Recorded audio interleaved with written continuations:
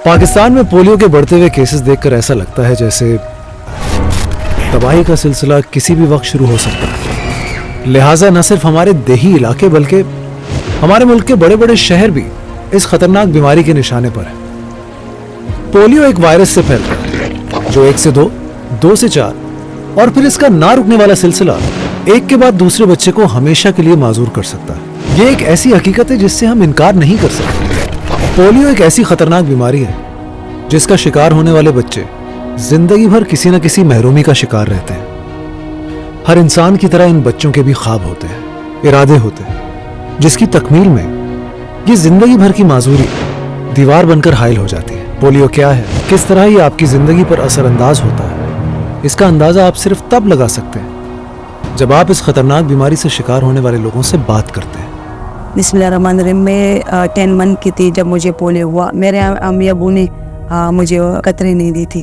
अभी भी मैं पठानों के कल्चर में ये देख रही हूँ, मैंने खुद देखा है जब पोलियो ओवर कराते तो ये लोग दरवाजे बंद कर लेते हैं, बच्चों को छुपा लेते। मैं उन पेरेंट्स को ये पैगाम देना चाहती हूँ, रिक्वेस्ट करना चाहती हूँ कि ऐसे ना करें, अपने बच्चों को पोलियो के हम कतरे पिलाएं, ज़रूर पिलाएं।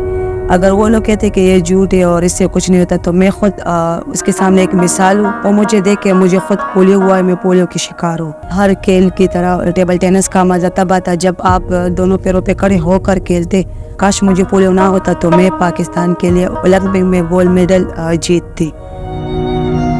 मिलते हैं हमारे एक बहुत बाहिम्मत दोस्त मोहम्मद असगर से, जो पोलियो का शिकार है और बचपन से ही इस मर्ज से लड़ते चले आ रहे हैं। 6 माह की उम्र में मुझे बुखार हुआ, तबीयत मेरी ख़राब हुई। उसमें मेरा लेफ़्ट लेग जो है मेरी ये थोड़ी वीक हो गई। अच्छा।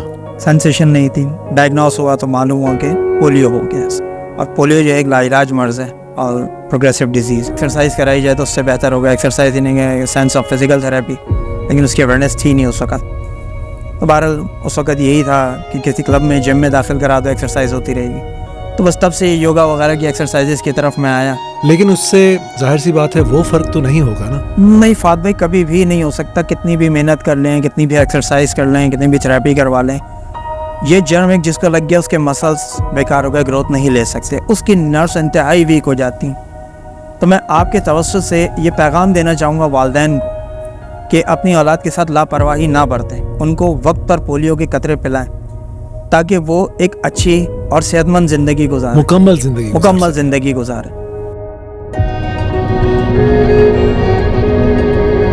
मेरा नाम अब्दुल बशीर है और मैं साबिर शाह का चाचा हूँ। जब पोलियो की टीम में आते थे तो हम साबिर शाह को टीम से छपाते थे, जिसकी वजह से साबिर शाह इस खतरनाक बीमारी में माजूर हो गया था।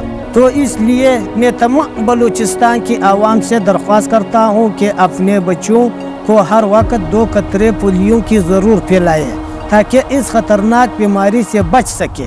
पोलियो से मुतासिर इन दोनों बाहिम्मत लोगों से बात करके इस बात का अंदाजा बखूबी लगाया जा सकता है कि पोलियो किस तरह से इनकी जिंदगी में रुकावट का बायस बनता है। पोलियो से मुतासिर लोगों की जिंदगी एक मुसलसल जद्दोजहद का नाम है।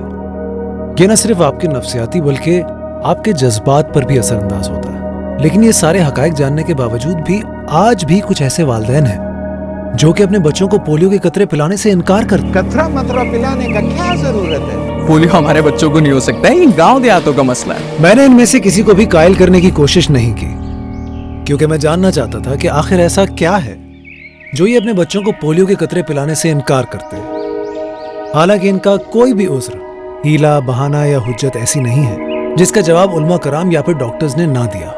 ये सारी बातें गलत हैं और इनका हकीकत से कोई ताल्लुक नहीं है।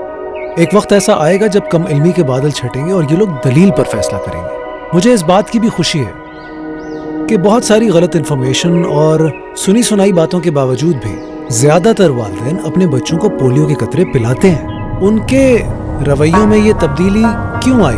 आतफाक भाई, मैं आपको बता रहा था कि जब मैंने रमजान में टीवी पर मुफ्ती साहब को पोलियो के हवाले से बात करते हुए सुना तो मुझे अंदाजा हुआ कि हम किस तरह पोलियो के बारे में सुनी सुनाई बातों पर अमल करके और उन्हें आगे फैलाकर न सिर्फ समाजी बल्कि दीनी एतबार से भी गुनाहगार बन रहे। अशफाक भाई, उस दिन से मेरा सोच तब्दील हो गया। अब जब भी पोलियो टीम हमारे घर पे आता है तो वे अपने बच्चों को पोलियो टीम से छुपाता नहीं है, क्या बात है, बल्कि उनको कतरे पिलाता है। मौलियाती नमूनों में पोलियो वायरस का जिक्र हम टीवी, रेडियो पर बार बार सुनते हैं। لیکن جب ٹی وی پر ڈاکٹر سے اس خطرے کے بارے میں متوجہ ہوئی تو میں ہل کر رہ گئی۔ ہمارا بچہ محلے کے دوسرے بچوں کے ساتھ کھیل رہا ہوتا ہے اور ہمیں اس بات کا بالکل اندازہ نہیں تھا کہ پولیو وائرس ایک بچے سے دوسرے بچے کو لگ سکتا ہے۔ ایک طرف ایسے لوگ ہیں جو اپنے بچوں کو اپنی ضد اور ہٹ دھرمی کی وجہ سے معذوری کے گڑھے میں دھکیلنے کو تیار ہے، اور دوسری طرف اکثریت ایسے لوگوں کی بھی ہے جو اپنے بچوں کو حقائق کی بنیاد پر علماء کرام اور ڈاکٹرز کے بیان کردہ حقائق سن کر اپنے بچوں کو نہ صرف پولیو کے قطرے پلا رہے ہیں بلکہ پولیو ورکرز کی دستک پر اپنے گھروں کے دروازے بھی کھول رہے ہیں اور اپنے محلے کے لوگوں کو پولیو کے قطروں کی اہمیت سے آگاہ بھی کر رہے ہیں۔ یہاں پر یہ بات جاننا بہت ضروری ہے کہ اگر آپ اپنے بچوں کو پولیو کے قطرے پلا رہے ہیں اور آپ کے پڑوس میں رہنے والے بچے پولیو کے قطرے نہیں پی رہے ہیں، تب بھی آپ کے بچے کو پولیو کا خطرہ لاحق ہے۔ اس لیے محلے کی سطح پر کمیونٹی انوالومنٹ بہت زیادہ ضروری ہے۔ یہاں پر ہمارے عظیم ہیروز کا ذکر کرنا بہت زیادہ ضروری ہے، جن کی لازوال قربانیوں اور انتھک محنت کی وجہ سے پاکستان کے کروڑوں بچے آج اس زندگی بھر کی معذوری سے محفوظ رہے۔ یہ ہیں ہمارے پولیو ورکرز، میں انہیں سلام پیش کرتا ہوں۔ آج میرے ساتھ عائشہ علی ہیں جو کہ پولیو کی سروائیور بھی ہیں اور پولیو ورکر بھی ہیں۔ آپ کو پولیو کب ہوا؟ میں 2 سال کی تھی جب مجھے پولیو ہوا 1988 میں، اور میرا جو لیفٹ لیگ ہے وہ پوری طرح سے اپاہج ہو گیا تھا۔ میں بیڈ پہ تھی اور میرے ماں باپ نے بہت زیادہ اسٹرگل کی۔ میرے ماں باپ کو جب پتہ چلا کہ مجھے پولیو ہو گیا نا، میں ٹیسٹ وغیرہ کروائے، بہت زیادہ پریشان ہوئے۔ چھوٹی سے لے کے بڑی ہونے تک میں کافی ساری مشکلات کا سامنا کرتی آئی، تو میں نارمل بچوں کی طرح میں وہ سب نہیں کر سکتی تھی جو باقی لوگ کر سکتے تھے۔ اس لیے میں نے یہ فیصلہ کیا کہ میں خود پولیو ورکر بن کے اپنی مثال آپ دوں گی لوگوں کو کہ وہ بھی اپنے بچوں کی حفاظت کے لیے بچوں کو قطرے پلائیں۔ میں گلبشرہ یہاں پہ ایز اے پولیو ورکر کام کر رہی ہوں۔ بلوچستان میں چونکہ یہاں پہ آبادیاں جو ہے زیادہ تر پہاڑوں پہ ہے، ایک گھر سے دوسرے گھر تک پہنچنے کے لیے ہمیں کافی پیدل چلنا پڑتا ہے، اور یہاں پہ کافی گھر ایسے ہوتے ہیں جو ہمیں ریفیوز کرتے ہیں۔ ہماری ان سے ریکویسٹ ہے، یہ درخواست ہے کہ وہ تعاون کرے، دروازہ کھولے تاکہ ہمارے پولیو کے 2 ڈراپس ان تک جلدی پہنچے۔ پاکستان کو پولیو سے پاک اور پولیو فری پاکستان بنانے کے لیے مجھے آپ سب کی مدد کی ضرورت ہے۔